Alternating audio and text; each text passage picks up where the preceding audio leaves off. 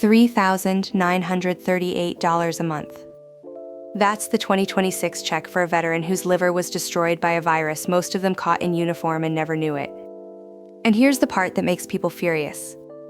That very same virus in the very same veteran can also pay exactly zero. So hold on to that gap because it's the whole video. Hepatitis C can be 100% or it can be nothing, and one word decides which. I'll tell you that word before we're done, and it flips the entire claim. This is Cynthia, and can I say the quiet part first? Nobody is born knowing this. The virus is not the payday. The damage it leaves in your liver is clear the infection, no scarring behind it, and the rating is 0. Liam here. 2 questions, that's it. How you got it, and how bad it got. The first one decides if the VA owes you. Minito, the second decides how much. Yeah. And plan for the worst version of it, because that's where the money lives. A liver that's scarred all the way into cirrhosis, measured on a score the VA now uses called MELD, can put a veteran at 100%, $3,938.58 every month for a veteran alone this year. And nobody's promising a scar as a jackpot, so Liam, put the honest floor on the table too. Fair. Cleared virus, no damage, $0. We're not going to pretend otherwise. Right, and that honesty is the kind thing here, because filing a healed, spotless case just burns your time for nothing. But this is not one rare condition either. The VA's list breaks it out one at a time. Hepatitis A, hepatitis B, hepatitis C, active hepatitis, and cirrhosis. Think of that list like one rulebook with 5 doors into the same room, the liver. It lives inside the VA's rating schedule, the official book where every liver condition gets its own code and its own percentage. So none of this is our opinion. We're just reading you the book and we'll name the exact codes. Erica, this next part is the one people get wrong every single time. The chat's already pushing the exact question I was going to dodge, so let me just take it. The one everybody asks is this. Can you actually get VA disability for hepatitis C? Or does it just get cured and vanish off your record? And the honest answer is, both can be true at once. That's the whole game. Cured is not the same as harmless. And everything today, the full conditions list plus free tools to check your own case. Lives at va.professorerica.com. Stay with us, because the 0 to 100 flip is coming.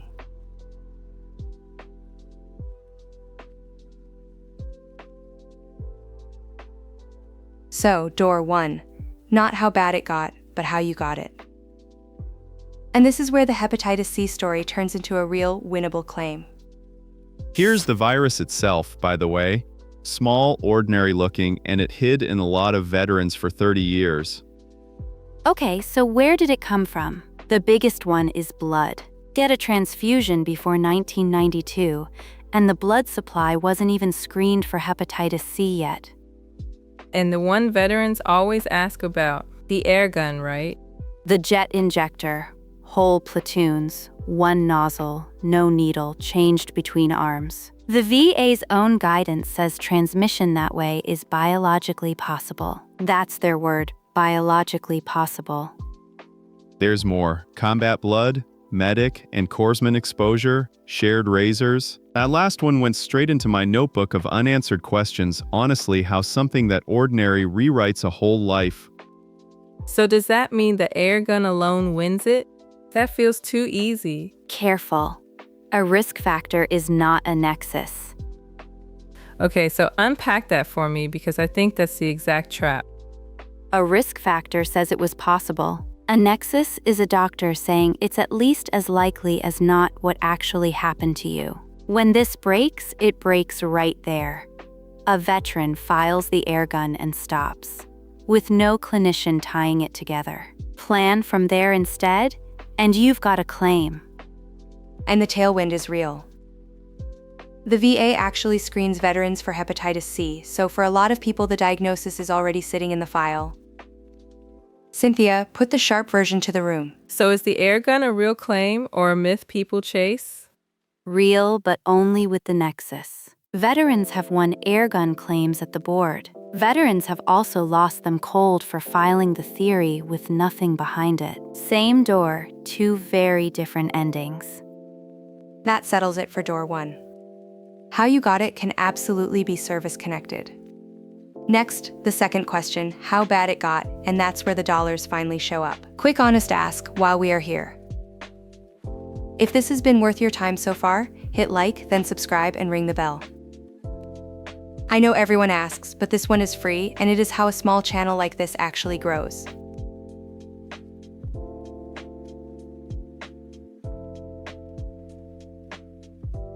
So this is the flip I promised you up top. How bad it got on a ladder, and one rung is worth 0 while another is worth everything. Think of the liver like the body's water filter. Hepatitis C is grit in the filter. The VA does not rate the grit. It rates how clogged the filter got, and that's the whole model in one image, the clogged filter. So start at the bottom rung and it stings. Hepatitis C cleared, no symptoms left, is rated under code 7345 at 0%. The virus is gone, and so is the payment. Same virus, different rung. Watch it climb. Now let me walk you up the ladder because there are really two side by side. One for liver disease without cirrhosis, one for cirrhosis itself. Watch what happens. One clean step at a time. On the liver disease ladder, one lingering symptom like daily fatigue is 20%. Minor weight loss with continuous medication, and you're at 40. Substantial weight loss and daily fatigue pushes it to 60. And fatigue is not a small word here. It can be the thing that flattens your whole day. Yeah, and the cirrhosis ladder is the one that reaches the top, because that's where the filter is truly clogged. It's scored by MELD, the model for end-stage liver disease, a lab number that grades how sick the liver actually is. A MELD of 15 or higher is 100%. There's the answer to the flip. Hepatitis C at the bottom rung is 0. Let it clog the filter into cirrhosis at MELD 15 and it's 100%. Same virus, same veteran. The rating tracks the damage and only the damage. One warning though. When this breaks, it breaks on double counting. You don't get hepatitis and cirrhosis stacked on top of each other. So the VA just picks the higher one? It picks the single highest rating. The book calls it anti-pyramiding, and it's written right into the schedule. One liver, one number, the biggest one you qualify for. Plan from there. So the ladder's drawn. But a rung is just an empty slot until you fill it with money. That's next in real 2026 dollars.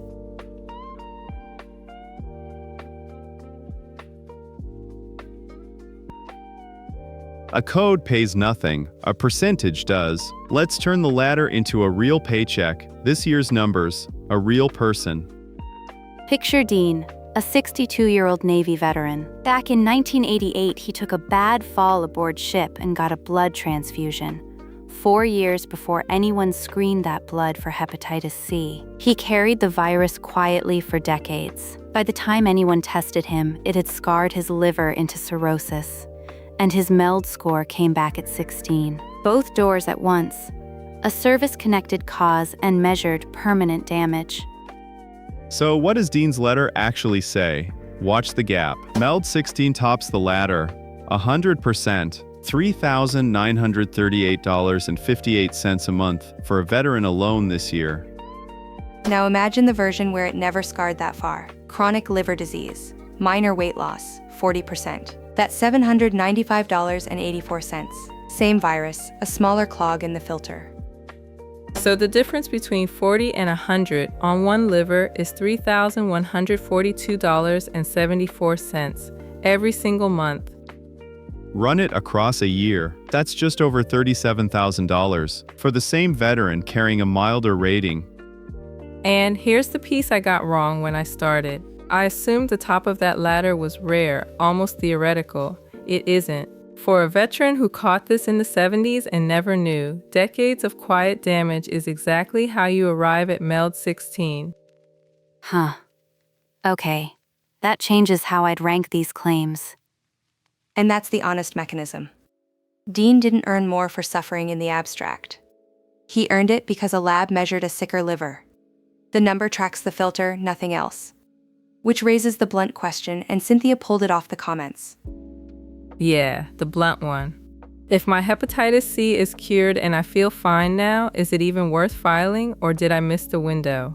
And my honest answer, if there's scarring on record, the cure doesn't erase the damage, and that damage is still ratable today. Worth it isn't always yes, and we'll debate that head-on at the end. But every one of these numbers runs through one appointment first, and we called in someone who knows that process cold.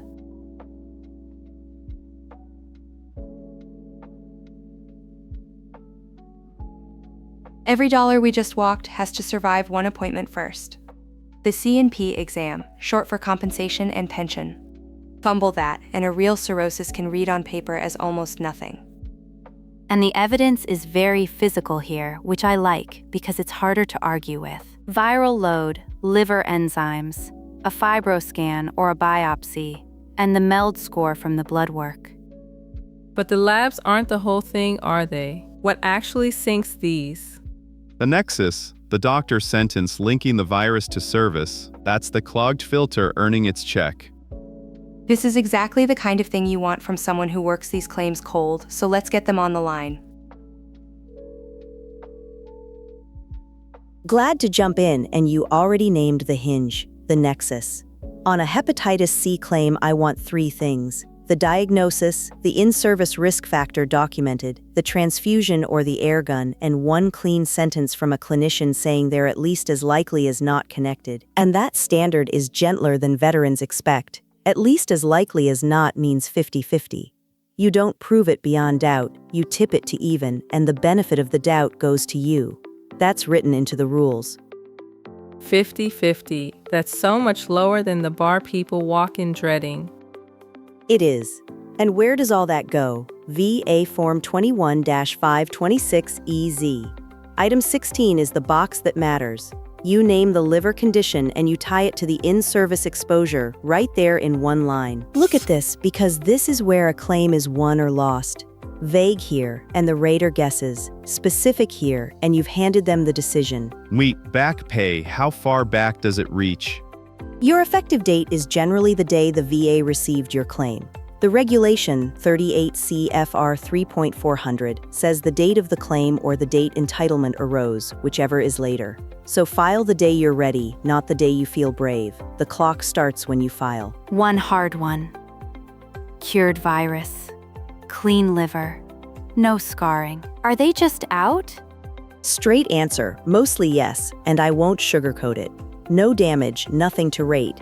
The exception is if it left scarring or an active complication, because that's the piece that pays. But a cured hepatitis C with a spotless liver isn't a paycheck, and filing it as one just burns your time. That's the honest guardrail, and worth a good pair of boots to hear it plainly.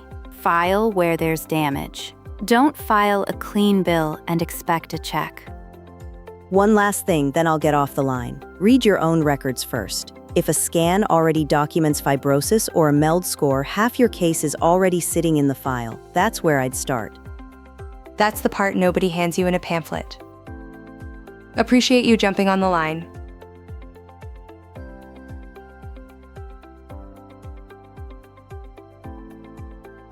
Here's the fork we owe you.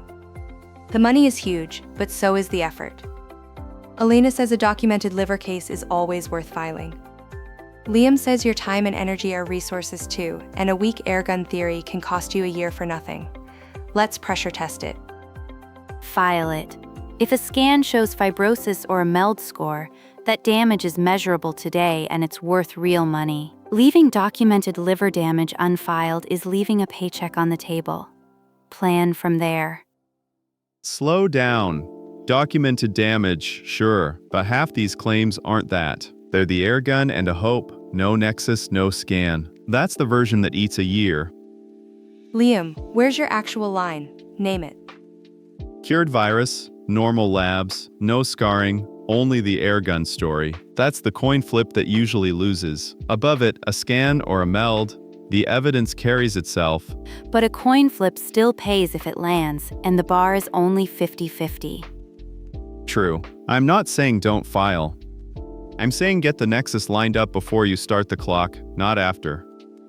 That's a real point from both of you. Alina, does the effort argument move your always? It sharpens it. Where the damage is on record, always file. Where it's only the airgun theory, get the Nexus opinion first, then file. I'll give Liam that. It isn't free. And Alina this. If the cirrhosis is already service-connected through the hepatitis, the hard part's done. That one I'd file every time. So here's where the panel lands, and the record backs it. File when the liver damage is documented, or when cirrhosis is secondary to service-connected hepatitis C under 38 CFR 3.310. When it's only the airgun theory, get the Nexus opinion first, so your 50-50 is really a 50-50. And a cured virus with a spotless liver, let it go. That's the ruling, and that's our honest verdict, a rule you can act on tonight. File where the damage is on record, line up the Nexus first when it's only the airgun, and let the clean bill go. Alina, Liam, thank you. Let's bring it home.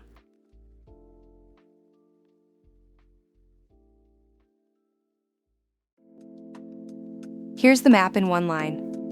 The VA doesn't pay you for the hepatitis C virus. It pays for the liver damage it leaves, measured today.